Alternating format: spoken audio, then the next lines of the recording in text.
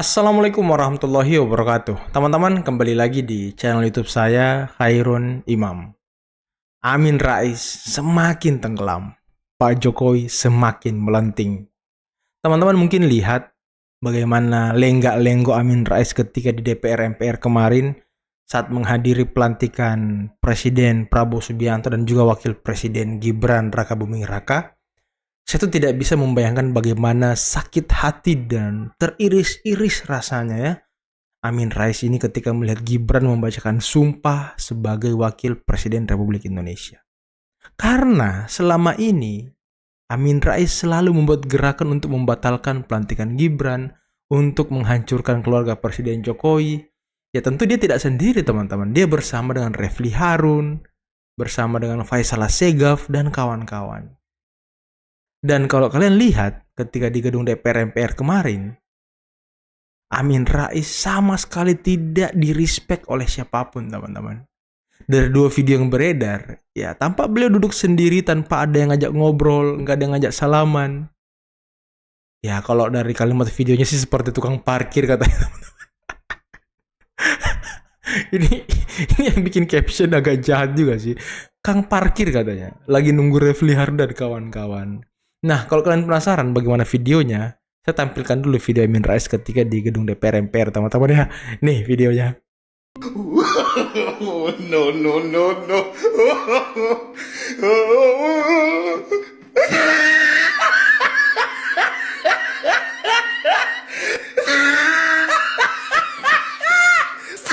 Ketika melihat Pak Amin Rais duduk sendiri, tidak yang menemani beliau.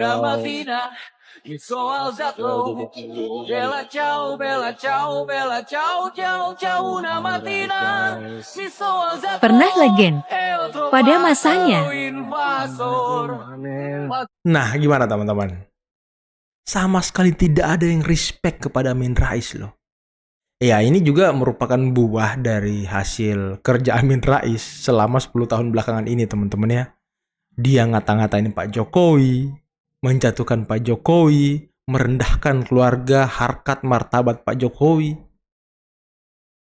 Dan ketika di ceramah Jumat dia bilang dia tidak pernah ngata-ngatain orang, memanggil orang dengan sebutan yang tidak pantas. Padahal dia selalu menyebut Pak Jokowi sebagai Mulyono, lebih buruk daripada Dajjal dan segala macam. Ini kan buah dari hasil omon-omon Amin Rais selama ini teman-teman. Buah dari hasil pergaulan dia bersama dengan Refli Harun, Faisal Assegaf, dan juga kawan-kawannya. Dan coba kalian lihat teman-teman ya, gerakan-gerakan yang dilakukan oleh Amin Rais beserta kawan-kawan, orang-orangnya itu aja loh. Tidak ada sama sekali orang baru. Ya mungkin yang pergi mungkin ada dari barisan mereka karena ya sudah bosen ya kan. Tiap ketemu itu aja yang dibahas. Aduh, dan seorang mantan ketua Muhammadiyah, mantan ketua MPR RI, dicuekin begitu saja, tidak ada yang respect sama dia. Ini kan sesuatu hal yang memalukan teman-teman. Dan setelah dia dari gedung MPR itu, DPR MPR itu, dia langsung ke tempat acara Refli Harun dan kawan-kawan untuk omon-omon lagi, memfitnah, memaki-maki Fufu Papa dan segala macam, memfitnah Pak Jokowi. Tapi sebenarnya efek yang ditimbulkan dari omon-omon mereka ini, para pembenci ini, nihil teman-teman. Sama sekali tidak ada loh. Buktinya apa? Ketika Pak Jokowi telah menghadiri pelantikan Pak Prabowo Gibran, beliau pulang ke Solo. Perjalanan yang biasanya Pak Jokowi lalui dari bandara ke rumahnya itu hanya 15 menit sampai 20 menit katanya teman-teman. Tapi ketika kemarin dia pulang, itu sampai 4 jam loh. Saking ramenya orang menyambut Pak Jokowi pulang ke Solo. Amin Rais apa teman-teman?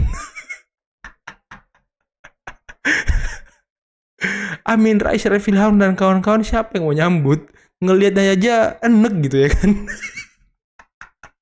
Oke teman-teman, sebelum kita lebih jauh lagi ya, kita lihat dulu bagaimana antusiasme masyarakat ketika Pak Jokowi pulang ke Solo teman-teman ya. Dan ini sangat luar biasa, penyambutan yang sangat luar biasa. Oke, berikut videonya. Ratusan ribu warga sambut kedatangan Pak Jokowi di Solo. Yo yo yo. Halo guys. Jelajah kali ini saya ikut menyaksikan kepulangan mantan Presiden RI Joko Widodo ke Kota Solo pada 20 Oktober 2024. Pak Jokowi langsung bertolak ke Solo setelah menghadiri pelantikan Presiden dan Wakil Presiden terpilih 2024 Prabowo Subianto dan Gibran Rakabuming Raka. Setelah tiba di Bandara Adi Sumarmo, Pak Jokowi diiringi sejumlah pasukan keamanan berjalan menuju ke rumahnya. Di sepanjang jalan menuju rumahnya, Pak Jokowi mendapat sambutan hangat dari ratusan ribu masyarakat. Pak Jokowi beserta Ibu Iriana dari atas kendaraan pun terlihat merespon sambutan warga. Ada pula pertunjukan dan hiburan yang ditampilkan saat penyambutan Pak Jokowi. Selain warga, ada beberapa tokoh penting yang terlihat juga menyambut kedatangan Pak Jokowi di Solo, seperti pemimpin Mangkunegaran ke-10 atau Gus Dibre dan Cagup-Cawagup Jateng yaitu Ahmad Lutfi dan Taj Yassin. Terima kasih Pak Jokowi tetap menjadi guru bangsa. Ya ya ya. Segini banyak guys, orang yang menantikan kehadiran Jokowi guys. Ini orang semua guys. Orang semua ini. Ini orang yang menantikan Jokowi di dalam sanggul di masa akhir jabatannya. Yang masih selalu ada dalam hatiku. Dadah, dadah. Dadah.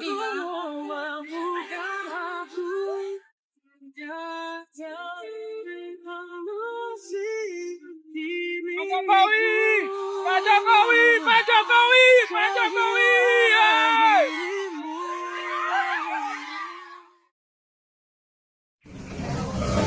Mengejutkan ya, karena biasanya saya dari bandara ke rumah itu hanya 15 menit, nggak lebih. Ini tadi 3,5 jam lebih. 4 jam. 4 jam. Dan, ya,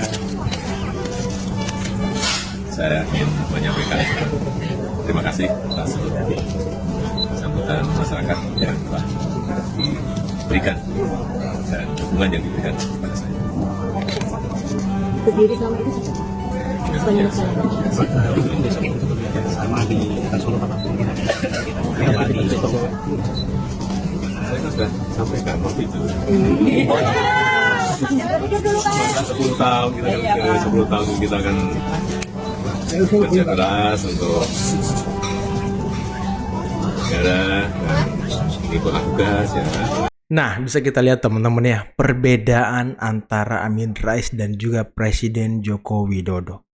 Bagaimana Pak Jokowi sangat dicintai masyarakat, bagaimana Pak Jokowi sangat dielu-elukan masyarakat, disambut dengan meriah oleh masyarakat.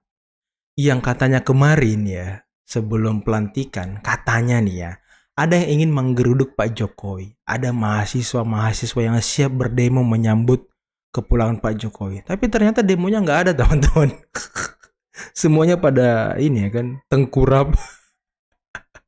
Luar biasa loh. Massa berdatangan, membludak, menunggu Pak Jokowi. Putra daerah Solo yang akhirnya menjadi wali kota, gubernur, dan presiden Republik Indonesia 2 periode. Bisa membawa perubahan besar bagi Indonesia.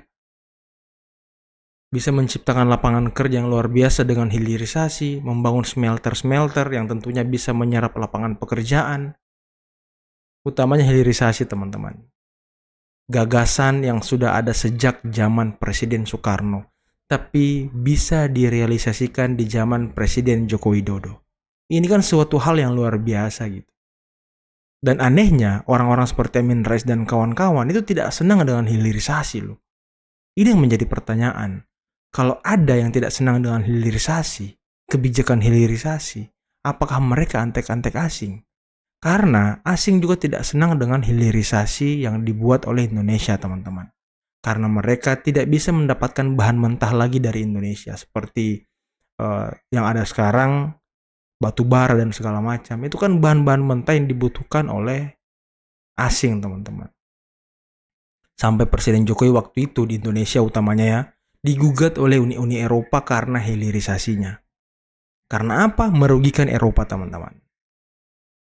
Apakah Amin Rais dan kawan-kawan ini lagi-lagi teman-teman ya dibayar oleh asing untuk terus menyerang Pak Jokowi untuk membuat stabilitas ekonomi kita, stabilitas politik kita tidak baik gitu? Kan ini yang selalu menjadi pertanyaan, teman-teman.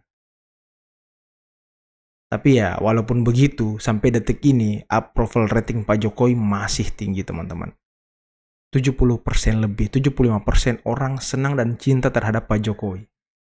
Dan kelompok Amin Rais ini mungkin hanya sekitar, kalau bisa dibilang 1000 ya, mungkin sudah kebanyakan ya. Paling dia cuma 100 orang, teman-teman. 200 orang paling banyak. Ibu-ibu yang demo, pasukan-pasukan Amin Rais, ya kan gitu-gitu aja. Dan saat ini, teman-teman mungkin juga sudah tahu ya, Amin Rais itu sudah punya partai politik yang namanya Partai Umat.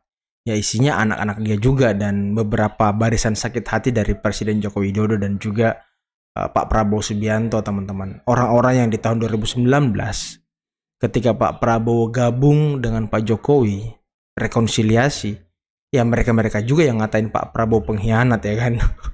Nah disitulah mungkin Pak Prabowo juga belajar bahwa ya orang-orang ini memang sulit untuk dipercaya gitu. Buktinya apa? Ketika mereka memframing Fufu Fafa, ya melalui Dhanil Ansar Simanjuntak, beliau mengatakan Pak Prabowo sudah tahu dan sudah tahu petanya orang-orang yang selalu memframing negatif yang ingin memecah belah bangsa, teman-teman. Ini kan luar biasa. Pak Prabowo ini kan bukan orang sembarangan. Beliau ini ningrat. Beliau ini lahir dari keluarga pejuang. Beliau tumbuh besar di Kopassus. Tentu nalar intelijen beliau main, teman-teman. Tidak mau lagi beliau termakan hoax 2 kali oleh kelompok-kelompok ini. Tapi itulah teman-teman ya Amin Rais. Karena sampai detik ini kalau kita perhatikan memang ya mereka ini masih aktif selalu menyerang Presiden Jokowi. Dan sekarang bukan hanya Pak Jokowi yang mereka serang. Kalau sebelum pelantikan, mereka hanya menyerang Pak Jokowi tanpa menyerang Pak Prabowo. Dan dengan memuji-muji Pak Prabowo. Tapi sekarang dengan melihat kabinet Pak Prabowo yang seperti itu, mereka langsung menyerang Pak Prabowo bahwa rezim Prabowo ya rezim Jokowi. Ini aneh bin ajaib, teman-teman. Pola pikir mereka ini sepertinya apa ya, sedang ada yang salah gitu. Kalau Anies Baswedan yang terpilih sebagai presiden, nggak mungkin Menteri Pak Jokowi diambil lagi oleh Anies Baswedan. Aneh. Tapi kalau Prabowo yang menang, Menteri Jokowi diambil oleh Prabowo, itu hal yang wajar. Karena Prabowo kan mencanangkan keberlanjutan. Bukan perubahan. Kalau perubahan ya mungkin semua berubah. Mungkin yang akan jadi menteri Refli Harun, Faisal Assegaf, siapa lagi teman-teman, Tom Lembong, Amin Rais mungkin jadi penasehat. Dan orang yang ingin kemarin, kader Amin Rais yang ingin menghabisi nyawa Pak Jokowi, mungkin juga dapat jabatan ya kan. Inilah ironi dari para oposan ini, teman-teman. Kata-kata yang keluar dari mulutnya itu kalau kata Hasan Nasbi ya. Kata-kata yang buruk itu lahir dari pikiran yang buruk. Dan sekali pikiran itu buruk, ya udah teman-teman. Dia tidak bisa melihat kebaikan dari orang tersebut. Waduh, ini sangat keren teman-teman. Tapi ya itulah teman-teman ya. Silahkan kalian berkomentar di bawah bagaimana pendapat kalian tentang Amin Rais dan kawan-kawan yang memang sampai detik ini masih aktif dan masih selalu menyerang Presiden Jokowi beserta keluarga, ditambah menyerang kabinet dari Prabowo Subianto. Dan mereka mulai ini sedikit-sedikit ini nyempil-nyempil Pak Prabowo nih. Mereka sudah mulai berani menyerang Pak Prabowo. Ya mereka mungkin mau kembali ke mode 2019 ketika Pak Prabowo akhirnya rekonsiliasi ke Pak Jokowi. Oke teman-teman, mungkin cukup sekian dulu video kali ini. Jangan lupa like, subscribe, dan share videonya. Sekali lagi, Amin Rais semakin tenggelam, Pak Jokowi semakin melenting. Akhir kata, billahi taufiq wal hidayah. Wassalamualaikum warahmatullahi wabarakatuh. Bye-bye.